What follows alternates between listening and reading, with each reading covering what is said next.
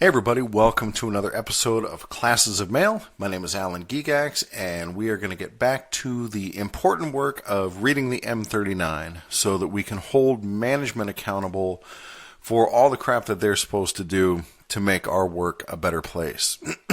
This is part of our overall mission to make you discipline-proof and to empower you as a carrier, to change the dynamic of the relationship between you and management. All right, so we move on today to Section 17, Travel and Transportation of Carriers. 171, City Carrier Transportation Agreement. 171.1, Administration. 171.11, the administration of city carrier transportation agreements requires that all city delivery managers review the several items and apply the guidelines in 171 to assure that A. Agreements are warranted. B. Mileages are calculated properly. C. Relays are justified. D. Proper payment for the carrier's vehicle is made. So I don't know how much this happens where carriers drive their own vehicle, how often these transportation agreements are enacted, but I think it's worth reading for a couple of reasons. One is that I'm sure there's at least some people out there who wind up having to drive their own personal vehicle, and you need to know the rules about it. Two, CCAs are sometimes made to drive their own vehicle just because they're taken advantage of, and they even more so need to know that there are actual regulations surrounding all this stuff, or, postal rules. And three, I find it interesting. So, moving on. 171.12. A carrier must not use a privately owned vehicle to drive to and from the route until a PS Form 1311 Carrier Transportation Agreement has been executed. This prohibition must be rigidly enforced. So I know at my station, before I became a steward, if we missed the nighttime tractor trailer that would bring all of our parcels back to the plant for processing, then those parcels would have to be driven down. And we had a CCA at our station who would volunteer to drive them down in his own personal vehicle. And dude, that's got grievance written all over it. If I had been a steward at the time and had known these rules, then dude, I would absolutely have filed that grievance. And management should certainly know better. 171.2, Travel Time. To determine whether public transportation or use of privately owned vehicle is more economical, make the following computations. A. Public transportation. 1. Determine travel time to and from the route. Unit managers must A. Physically check the time a carrier must leave the office to connect with transportation, and B. Determine the overall time from the office to the first delivery and from the last delivery to the office as proposed scheduled leaving and returning times. Post office to first delivery, and last delivery to post office. Figure minutes times current rate per minute. The current regional hourly rates can be obtained from the district. 2. Determine car fare to and from the route. 3. Arrive at the total cost by public transportation by adding the amounts in 171.2A1 and 2. B. Privately owned vehicle. PS Form 1311 Carrier Transportation Agreement. Multiply the travel time to and from the route from the current PS Form 3999 inspection of letter carrier route times current rate per minute. If no current PS Form 3999 is available, make a physical check. 1. Determine the drive-out agreement cost to and from the route. Exclude the cost for relays, passengers, and car movements between route segments. 2. Arrive at the total cost under the drive-out agreement by adding the amounts obtained in 171.2b1 and 2. 171.3 Distances. The distance from the delivery unit to and from the route shall be the distance from the platform or post office exit, not where the vehicle is parked, to the point of the first delivery or the point of the last delivery. Note: the distance from the end of the route to the delivery unit is used only where the route begins at a distance less that, I should probably say less than, but it doesn't. It says less that. Only where the route begins at a distance less that half mile from the delivery unit and ends at a distance more than half mile from the delivery unit. Okay, let me read that again. I'm going to correct it.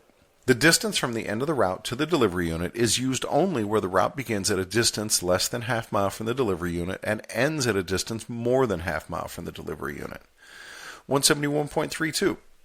The distance between segments of route shall be the distance from the last delivery point of a segment to the first delivery of the next segment.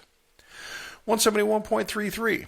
New construction or demolition may result in changes requiring recomputation. 171.34. All right, let me go back here. So that's something where if you are on a drive-out agreement, yeah, obviously this is going to change how much money you need to use your own car. Or it may change how much car fare you need, or it may change how many times you got to catch the bus or whatever. And so this is what you would cite, like, hey man, we got to recalculate this. I'm citing M-39 171.33. 171.34. PS Form 1311 provides for reimbursement for each car movement when a carrier uses his or her vehicle as transportation for a distance of more than half mile between segments of a route or routes. The necessity for all these moves must be determined, and distances verified by the route examiner or manager performing inspections. When one or more stops are added between these segments, the distances must be remeasured to determine if the allowance is still warranted. 171.35. Managers must be alert to changing carrier's line of travel, where distances from starting and ending points to the delivery unit can be reduced to less than half miles separately without adversely affecting the service or requiring substantial scheme changes. 171.36. The location of suitable and reasonable lunch place and time must be a subject of discussion between the carrier and the unit manager. The authorized locations must be on or within a minimum reasonable distance from the route. Particular attention must be given to the reasonableness of the distance to the eating place and back to the route. If at all possible, the authorized lunch stop should be on the line of travel. So this is something that I'm curious about for those of you who live in really small towns, or maybe towns that don't even have a restaurant. Or if you deliver in like a huge master plan community where you would have to go far out of your way to get to an eating point, how do you handle it?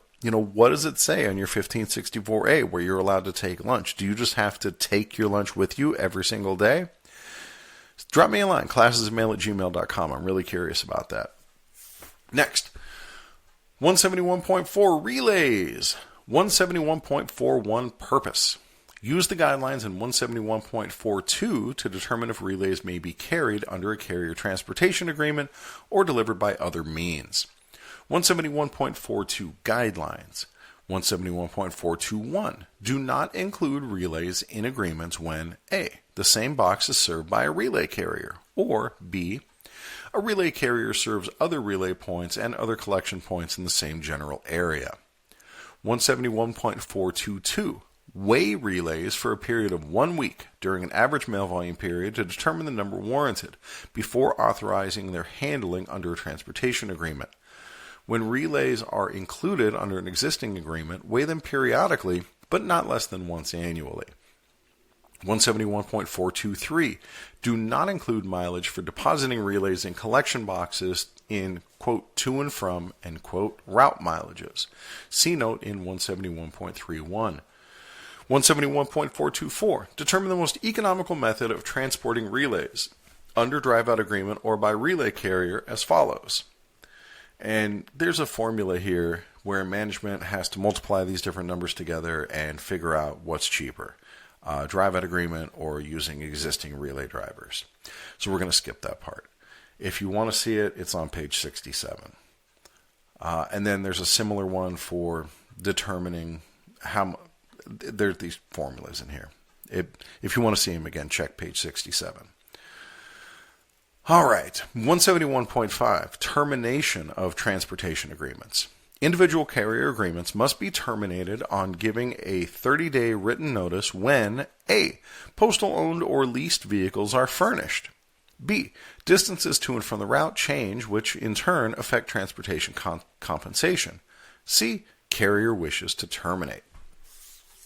172, transit agreement, public transportation. So this would be like where you take the bus or maybe a taxi or something to and from work.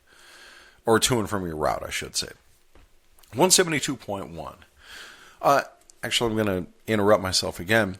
I talked about this a little bit at the Carrier Academy, where on the 3996, there are these check boxes. It's like F, E, or E, what are they?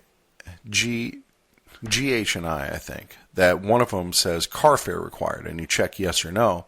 This is the kind of thing that it's talking about when it says car fare required, is like, do you need money to pay the bus to get to this other part of the route? You know, if you're doing auxiliary assistance.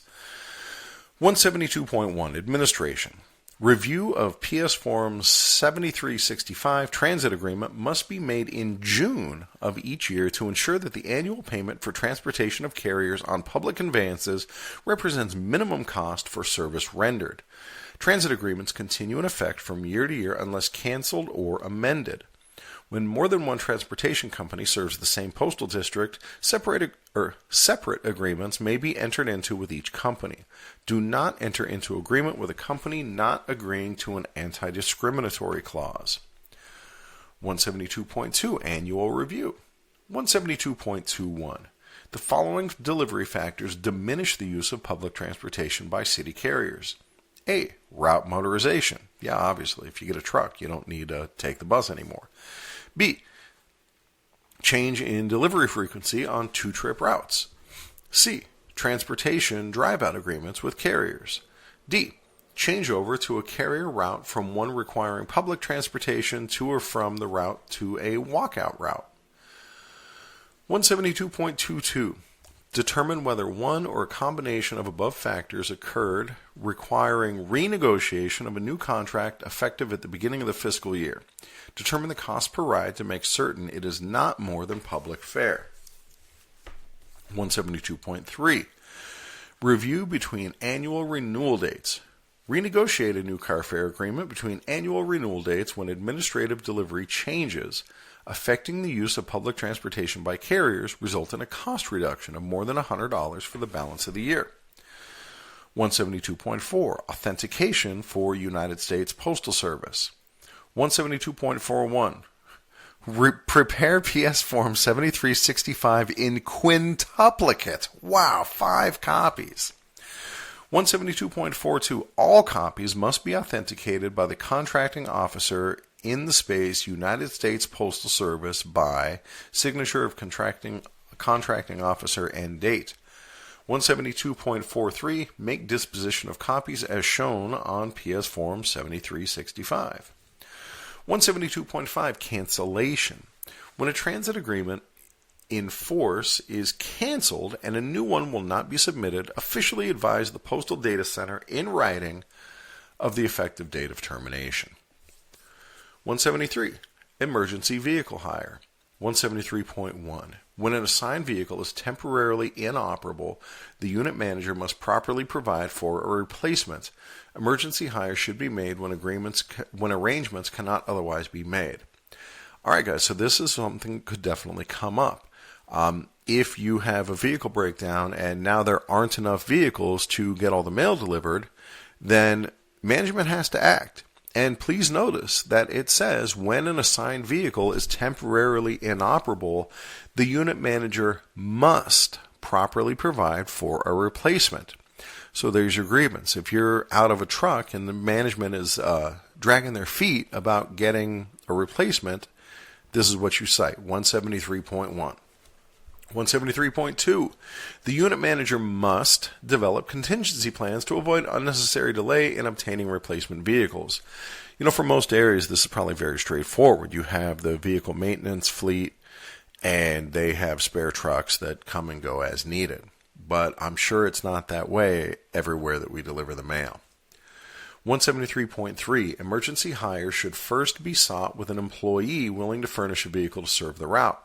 Use PS Form 4516, Emergency Vehicle Hire Use, to record the emergency hire. Use PS Form 4570, Vehicle Time Record, to document daily use. PS Form 1804B, Postmaster Certification of Vehicle Hire Service, is the instrument used to authorize payment for vehicle hire. 173.4. When necessary to go outside the post office for an emergency vehicle, other sources are local automobile dealers and car rental firms. PS Forms 4516 and 1804B would be used as mentioned in 173.3. Every effort should be made to obtain the emergency vehicle at the lowest possible cost. 173.5. Use of emergency vehicle hire should be limited to 6 days. Where it appears the need will continue, secure a contract for temporary vehicle hire, 60 days. And that is the end of Section 17. We will move on to Section 18. This is one of more interest to me. Quality Control Guidelines, undeliverable as addressed mail. So this is mail that we couldn't deliver for various reasons. 181, delivery units, all. 181.1, responsibilities of the delivery unit supervisor. The delivery unit supervisor must A. Review mail undeliverable as addressed to identify errors and maximize efficient handling procedures at delivery units and at computerized forwarding system (CFS) units. B. Develop a schedule as management information for sampling UAA mail from one or more carriers. Check enough routes to assure that all routes and employees are reviewed frequently. There is no chance this is being done at my station. I would be very surprised if this was being done. Conduct more frequent reviews on those routes where the checks reveal that the quality of service needs upgrading. Record the results of the review. Provide training for the carrier in the proper methods and procedures when required. Dude, this is absolutely something that's needed. And it's a big part of why I started doing this podcast. Because management is not doing its part where this continued training is concerned. All right, moving on. Maintain a review form for each carrier in a binder. This will enable the manager to evaluate the performance of the carrier on an ongoing basis. Also maintain a consolidated review form so that the delivery manager may analyze the unit's overall performance on no record mail.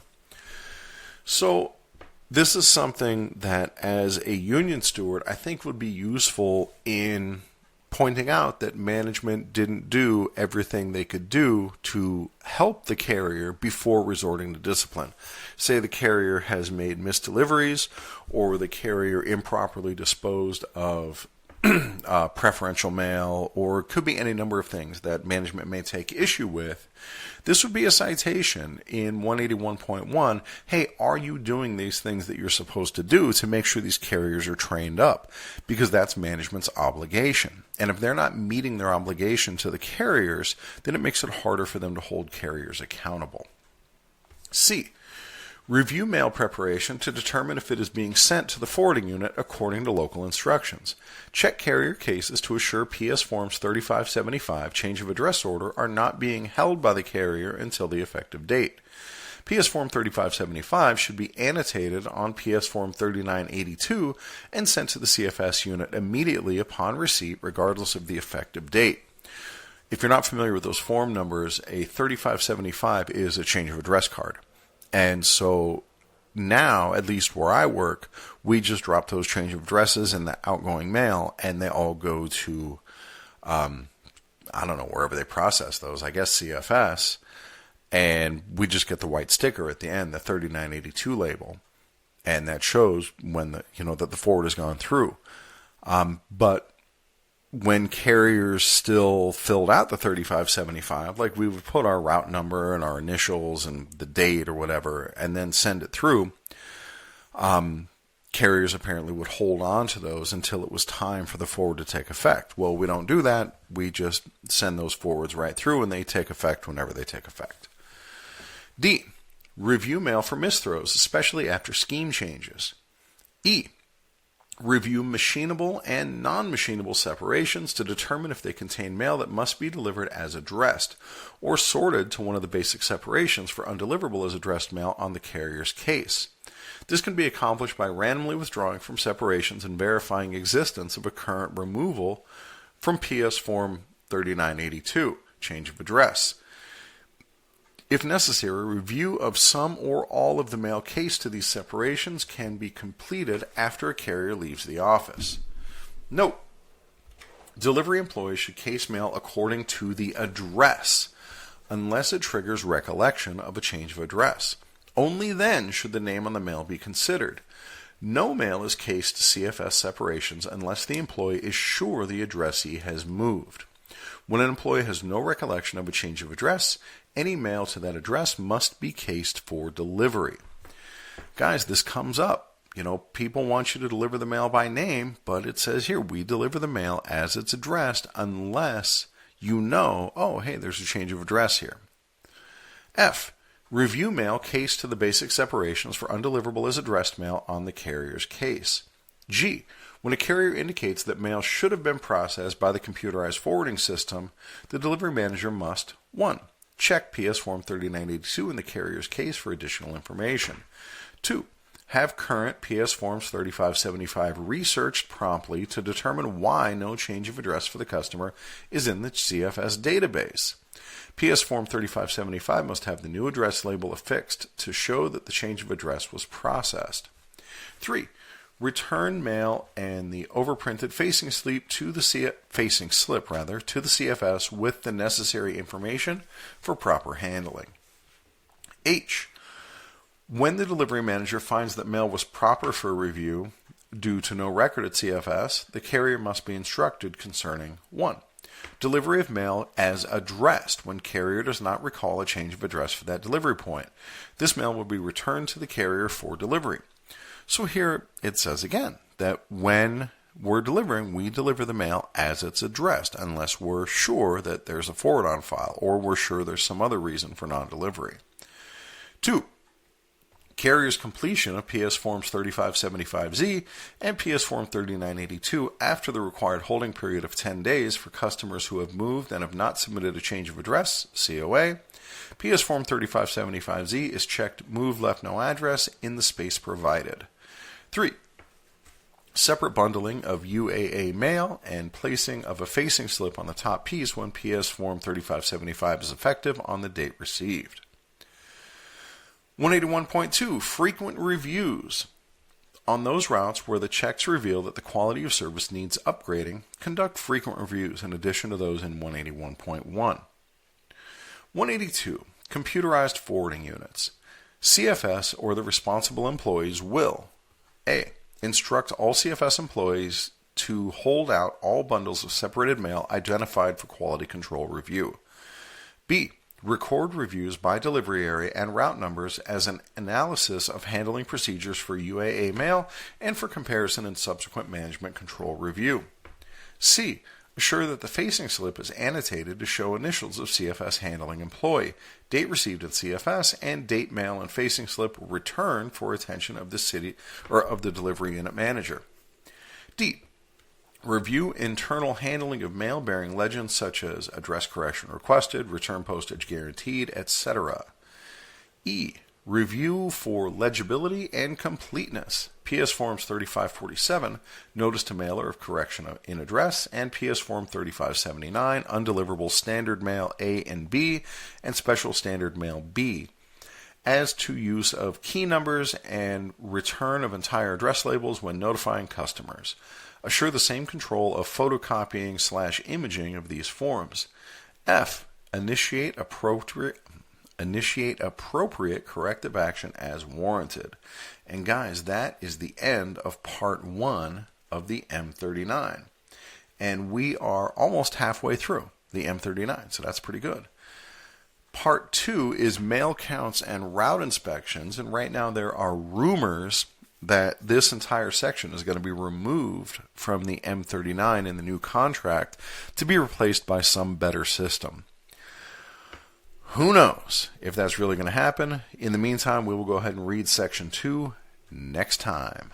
Thank you guys for listening. If you have any questions, comments, just want to talk about the show or whatever, classesofmail@gmail.com. I will catch you guys next time.